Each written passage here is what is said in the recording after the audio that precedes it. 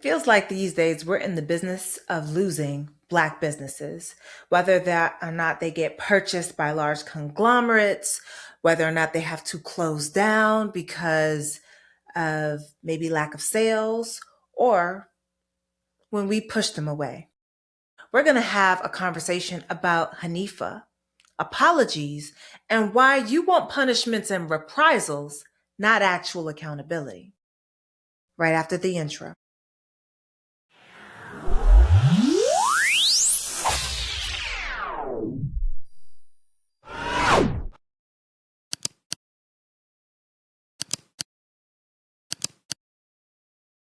Welcome back to another episode of the Daily Donna with me, your host, Dr. Donna.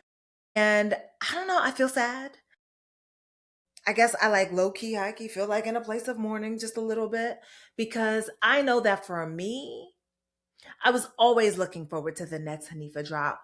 I was also preparing my wallet for it as best I could. I mean, I think I have 3 pieces total because, again, a girl is cheap, right? Like a girl wants it all, but a girl doesn't always have it all, especially at that moment. And, they be selling out. So I find that Anifa, if you've seen recently, has come under fire because this last drop came with delays in shipping and what felt like poor communication and heard, right? So, that's part of the problem. So, getting into the problem was that there was a lack of communication about the length of time for shipping. Some people were surprised at how long it took. They felt like they weren't getting good communication. All of these things, I think, are worth having a conversation about. I think that all of these things, I'm like, yeah, you deserve your things at a timeline where you say that, where someone has said that the things will be coming to you. You have an expectation and you want the expectation met, heard, word, of course. And I think that beyond that, you also want to see a Black woman put in her place. Here's why I think that. Because some people didn't email Hanifa. They dogpiled on Hanifa. They took immediately to the internet to talk about whatever. It went from my shipment is delayed to the quality of clothes is not worth all this money and not worth this type of delay, and y'all not even doing anything good anyway, and this shit cheap and da da da. I was just like, wow, how quickly we went from here is a specific problem that we are experiencing with this business to I hate this business and everything that it has and everything that it stands for. And I am convinced that sometimes y'all just don't want Black women to succeed. I am convinced that you don't want, that we can't have nice things because you don't know how to be kind. And I think that primarily you don't know how to be kind to yourself and you spew it outside because you have no ability to stop yourself. So I want to take this probably from a space that we have not necessarily heard the conversation, and I want to talk about the 5-step apology. Now, if you have been following, if you have seen my video here on with Tyra Banks and the ANTM docuseries, then you already know that we talked about the 5-step apology in that one and answered the question of whether or not Tyra actually was apologetic. I believe we came to the conclusion of no, because numbers 1 through 5 were not done. But let's go through the 5-step apology right now very quickly. Number 1, I apologize. Number 2, what you apologize for. Number 3, you make right. You offer restitution. You make the other person whole because that's part of the whole process. Number 4, next time I will. And number 5, do you forgive me? Now, I don't know about you, but I can see from let's go through the 5-step apology and determine whether or not Hanifa has offered on behalf of Hanifa the 5-step apology. Did they apologize? Yes. Did they say what they apologized for? Yes. Did they even offer you additional information while taking accountability and responsibility for their role? Yes, that's still on number 2. right? That lets me know that they understand the full scope of what all happened here. Did they offer restitution? Yes.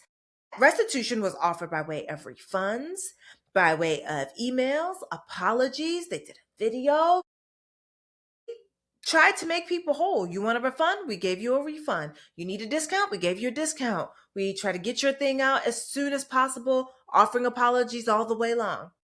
Did they do number four? Next time I will? Yes, they did. They talked about what they needed in their systems, where they failed, where they messed up, and what they know they needed to do in order to shore it up in the future so that it would never happen again. Did they ask for forgiveness? I would say so. And despite the fact that some people had a problem, more people decided that they were not interested in being in community with, but the offering that they wanted was not an apology where someone takes accountability. They wanted reprisals. Now let's talk a little bit about the difference between punishment and accountability. Accountability is where we are asking for someone to be accountable to what they did. Right? We want them to take responsibility for their actions, to understand the role that they played in it, and to change their behavior. That is accountability.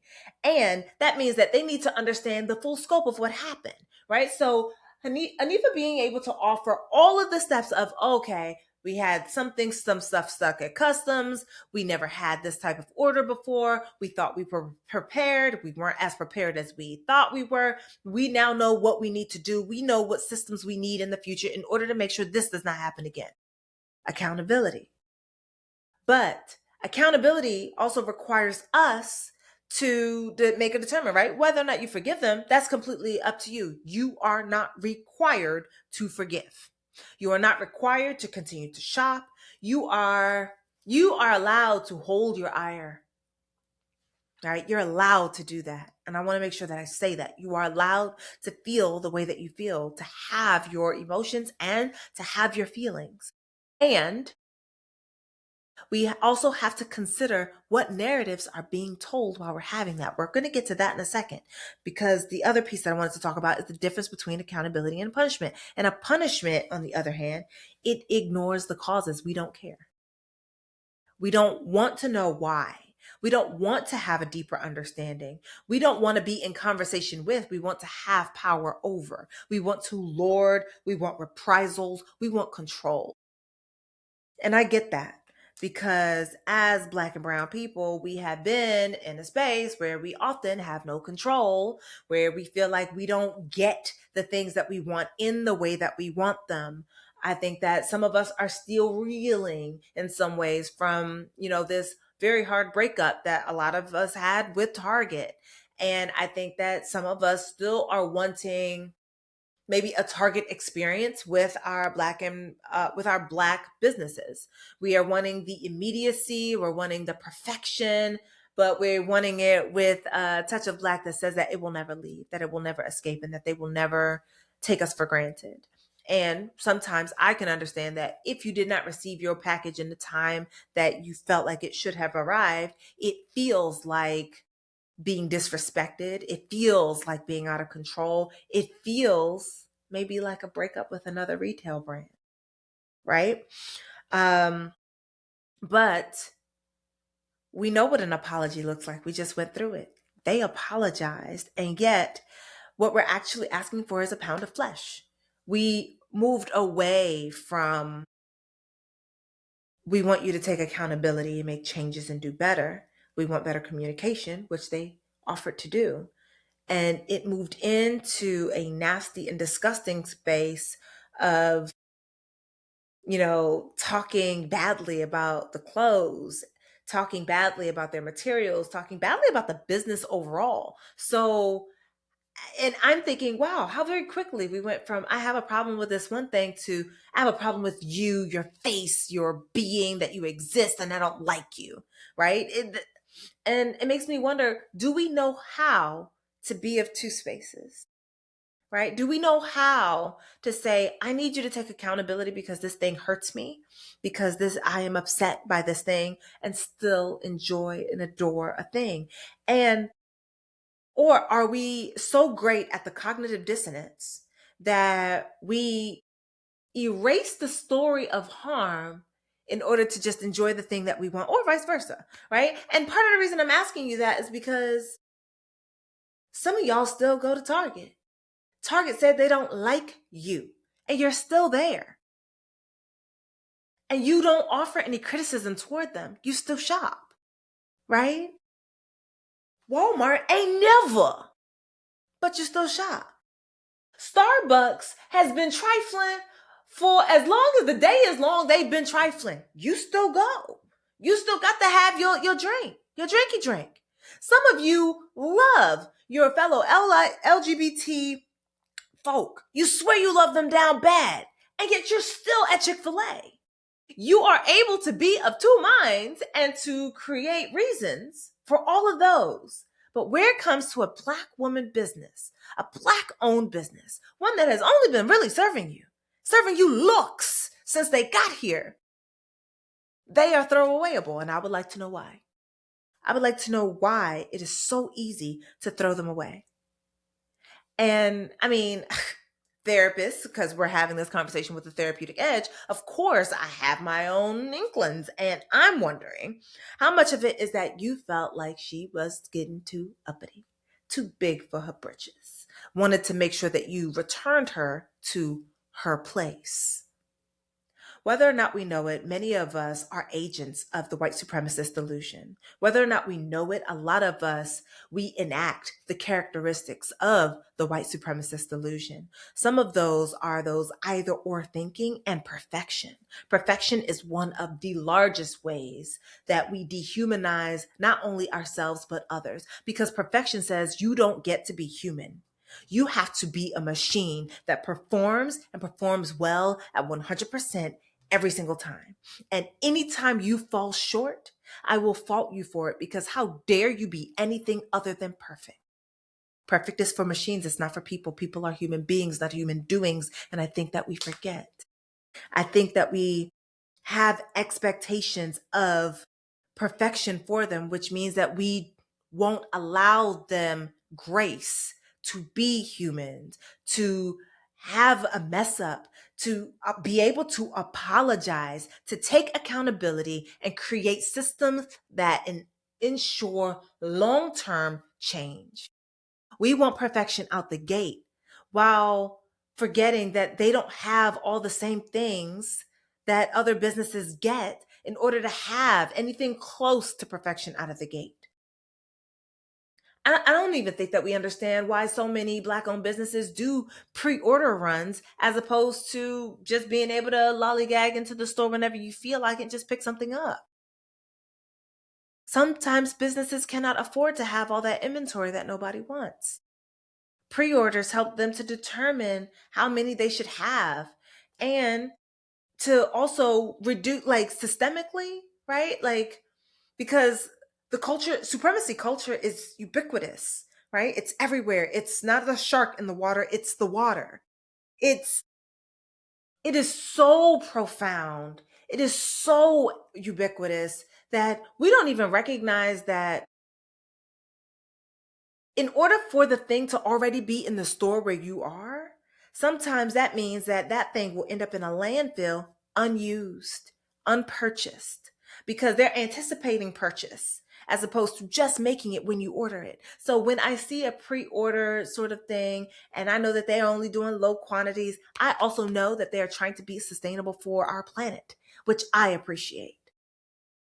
That's right. That, like, it's, even if it's not the everything that they could do, they're doing something to be more sustainable, not only for their business, but for our planet. I think of that as being commendable. But if you don't think about these things in the larger structure of your gimme, gimme now sort of culture, then of course you're going to miss that, right? And in that desire for perfection, I would like to remind us that perfection ain't nothing but fancy anxiety, right? Perfection is anxiety and such an abject need for control because we have felt so far out of control, which also goes with the punishment that we want to offer. We want punishment because we want control. We want perfection because we want control. And being out of control makes a lot of us feel so very uncomfortable. And because black business owners are fewer degrees of separation from us, right? Like when we're mad at Target, we don't have a name to be mad at for Target, right? Like there's a board, there's a bunch of people, it could be anybody, right? And we know, don't necessarily be mad at your local Target employee, but other than that, it's like, who specifically do you get to be mad at? We don't have a face, we don't have a name. But with Black owned businesses, with small businesses, we tend to have that. And because we have that, we use that to our advantage. We use it to control them. We use it to punish them because we want reprisals. We don't often want accountability. And again, I ask you to sit in your why, to be true and open with yourself about that why. The other piece is this: we have a culture of immediacy. For so many of us, like, I remember when Amazon was not really a thing, and it certainly wasn't a popping thing. I remember when it was just books, really. Like, you could find books there, but you couldn't really find much else. And then they started to really like get all those things from A to Z, as they put in their logo, right? And we started to see Amazon as the place to go. You could get your stuff in 2 days, 2 days shipping. They will undercut themselves, they will undercut other businesses, they will run at a deficit just to get your money. And they can, because they have enough venture capital to be able to sustain it while paying Bezos billions of dollars. So that culture of immediacy, we tend to apply it to small owned businesses who cannot keep up with that type of workload, that kind of demand, that kind of turnaround. It's an impossibility, because you would need to be a machine to make that happen. You would need to have millions of dollars already invested from various places in order to make that happen. You'd also have to be willing and able to lose millions of dollars to be able to make that happen. I think that our culture of immediacy makes it even more difficult for those who are running businesses with pre-orders, partially because I think we have low literacy rates. Literacy doesn't always mean that you couldn't read those words on the page. Sometimes it means you didn't understand. You don't have comprehension. Pre-order means you have ordered prior to the thing's readiness. It means that you will get it later, after the thing is made, that the thing needs to be made, the thing needs to be prepared before the thing will ever be shipped. And I think that while we understand it, we don't understand it, right? That there are always going to be some things that are even out of their control to be able to do, to be able to offer. They give you a guesstimate. And I get it. We want them to communicate better, to tell us when the thing is going to be further delayed more than what they expected. And y'all were right to say it. I think that y'all were right to point it out. I think that y'all were right to email them. I think that you were right to maybe even have discourse about this online. But the online sometimes is a nasty place. And I think that when you're looking for attention, it's easier to tear something down than it is to build something up. I think it's harder to have a conversation of nuance when people are hyping you up and when people with additional agendas are saying whatever it is that they want to say. And I think that brings me to our own internalized misogynoir.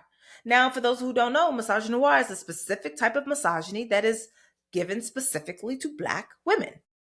Misogynoir means that, and the way that it is internalized, our internalized racism, our internalized sexism, our internalized misogynoir, means that we want someone that we believe to be getting big or too big for their britches or whatever. We want them to be put back in their place, but that's not because of them, that's because of us.